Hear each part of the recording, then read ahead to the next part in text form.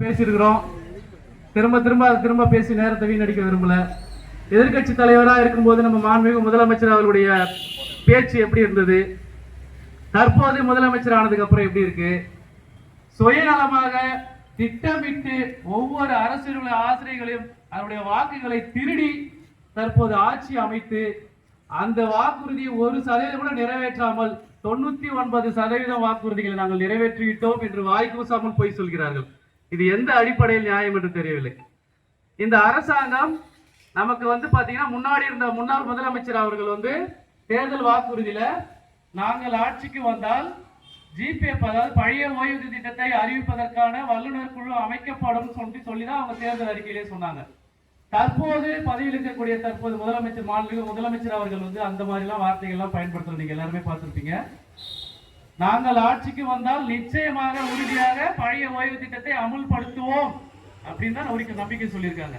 ஆனா அதை பத்தி எதுவுமே சொல்லாம அப்படி ஒரு விஷயம் நடந்ததே தெரியாம ஒரு நம்ம ககன்தீப் சிங் பேடி அப்படின்ற ஒரு ஐஏஎஸ் அதிகாரியை வச்சு ஒரு நபர் குழு ஒன்று வைக்கிறாங்க. எதுக்காக இந்த குழு? ஏற்கனவே நடைமுறையில் இருக்கக்கூடிய பழைய ஓய்வு திட்டம், பல்வேறு ஆசிரியர்கள் அரசு ஊழியர்கள் அவர்கள் பலனடிச்சுட்டு வரக்கூடிய அந்த ஓய்வு திட்டத்தை ஆராய்வதற்கு என்ன ஆராய போறாங்க? அதுல போயிட்டு அதுல என்ன நிறை இருக்கா குறை இருக்கா இத்தனை ஆண்டு காலமா தெரியாதா அவங்களுக்கு? அப்ப இது முழுக்க ஏமாற்று வேலை. அதுவும் பாத்தீங்கன்னா அந்த ஓய்வு அந்த குழு கடந்த செப்டம்பர் 30ஆம் தேதியோட காலக்கெடு முடிகிற ஒரு சூழ்நிலையில பல்வேறு ஆசிரியர் இயக்கங்களும் அரசு இயக்கங்களும் அதற்கு எதிர்ப்பு தெரிவித்து பல்வேறு ஆர்ப்பாட்டங்கள் நடத்தியிருக்கோம். இந்த ஓய்வூதிய குழுவினுடைய ஆயுள் காலத்தை எந்த காரணம் முன்னிட்டும் கால நீட்டிப்பு செய்யக்கூடாது அப்படின்னு தெளிவா சொன்னோம். அவங்க கால நீட்டிப்பு செஞ்ச மாதிரியும் இல்ல, அறிக்கை சமர்ப்பித்த மாதிரியும் இல்லாம இடைக்கால அறிக்கையை சமர்ப்பிச்சாங்க. அப்ப இடைக்கால அறிக்கை என்பது முழுக்க ஒரு ஏமாற்று வேலை. அவருக்கு போதிய கால அவகாசம் கிடைக்கலையா, இந்த குறிப்பிட்ட காலத்துல என்னால இதை ஆய்வு பண்ண முடியல, அந்த ஜிபிஎஃப் ஆய்வு பண்ண முடியல. நாங்க கேட்கறது என்னன்னா சிபிஎஸ் பெஸ்டா ஜிபிஎஃப் பெஸ்டா எல்லாம் கேட்கல, ஒன்லி ஜிபிஎஃப் மட்டும் தான். அதை செய்யணும். இதுல அடுத்தபடியா பாத்தீங்கன்னா இதை நம்ம ஆசிரியர்களுடைய அரசுடைய போராட்டம் அப்படின்னு நம்ம கையில் எடுக்கும் போது எல்லாருடைய வாயிலே வரக்கூடிய நம்மளுடைய வாழ்வாதார பிரச்சனை அப்படின்னு சொல்லி தான் ஆரம்பிப்போம்.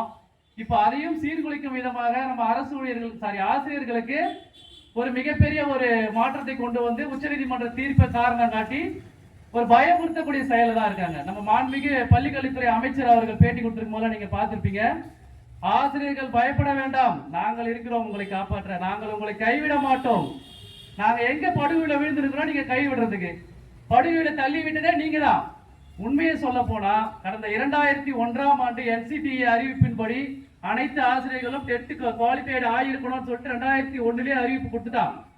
அந்த அந்த அறிவு இல்லாம போனது யாருக்கு? அப்ப நாங்க கேட்கிறோம் என்னன்னா, அந்த காலகட்டத்தில் பதவியில் இருந்த மூத்த IAS அதிகாரிகள், பள்ளிக்கல்வித்துறை அமைச்சர்கள் அனைவரும் தற்போதுள்ள முதலமைச்சரும் அதுக்கு மானசீகமா பொறுப்பேற்று பதவி விலக தயாரா இருக்கீங்களா? நாங்க தவறு செஞ்சிட்டோம் அப்படின்னு பதவி விலக தயாரா இருக்கீங்களா இல்லையா?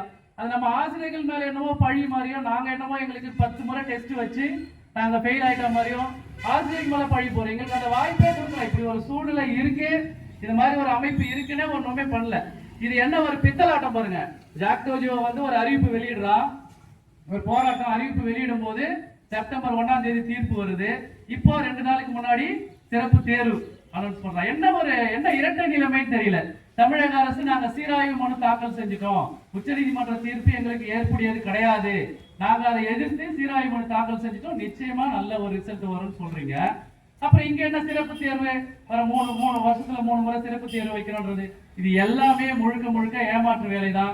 அது மட்டும் இல்லாம இப்ப இருக்கக்கூடிய காலகட்டத்துல ஆசிரியர்களையும் அரசுகளையும் ஏமாற்றி அவருடைய எண்ணம் என்னவா இருக்கு? வெளிப்படையா சொல்ல போனா நம்மை பொதுமக்கள் கிட்ட விரோதியா காட்டணும். ஆசிரியர்கள் அரசுகளும் எந்த இடத்துலயும் அரசின் திட்டங்களை நலத்திட்டங்களை யாருமே குறை சொல்லல.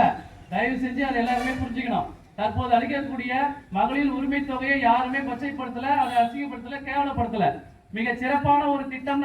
கண்டிப்பா நாங்க எல்லாருமே அதை நிச்சயமா வரவேற்கிறோம். அப்ப மகளிருக்கான உரிமை தொகையை கொடுக்குறீங்களா? ஆசிரியர் அரசு எங்களுடைய உரிமை தொகையான பென்ஷன் தொகையை கொடுக்கறதுக்கு மட்டும் ஏன் நீங்க மறுக்கிறீங்க? அப்ப இந்த மாதிரி ஒரு சூழ்நிலையில இருக்கக்கூடிய அனைத்து ஆசிரியர்களும் அரசு ஊழியர்களும் அனைவரும் ஒன்றிணைந்து நம்ம இதோட நிறுத்திக் கொள்ளாமல் அடுத்த கட்ட போராட்டங்கள் அப்படின்னு வரும்போது ஒவ்வொரு ஆசிரியர் அரசு ஊழியர்களும் இணைந்து நிச்சயமாக இருக்கக்கூடிய அனைத்து தோழர்களையும் இன்னும் இருக்கக்கூடிய அங்க இருக்கக்கூடிய தோழர்களை திரட்டி நம்மளுடைய வலுவான எதிர்ப்பை காட்டினால் மட்டுமே இந்த அரசாங்கம் செவிசாய்க்கும். இந்த ஆர்ப்பாட்டத்தின் வாயிலாக அரசாங்கத்துக்கு நம்மளுடைய கோரிக்கை என்னவா இருக்கும்னா, இந்த நடைபெறுகின்ற சட்டமன்ற கூட்டத்தொடரிலேயே எந்த ஒரு விதிவிலக்கும் இல்லாம யூபிஎஸ் கொடுக்கலாமா, சிபிஎஸ் பார்க்கலாமா, இல்ல அதுல ஏதாவது மாடிஃபிகேஷன் பண்ணலாமா என்ற எந்த ஒரு ஐடியாவும் இல்லாம நேரடியாக ஜிபிஎஃப் மட்டுமே அமல்படுத்த வேண்டும் என்று இந்த ஆர்ப்பாட்டத்தின் வழியாக கேட்டுக்கொண்டு விடைபெறுகிறேன். நன்றி, வணக்கம்.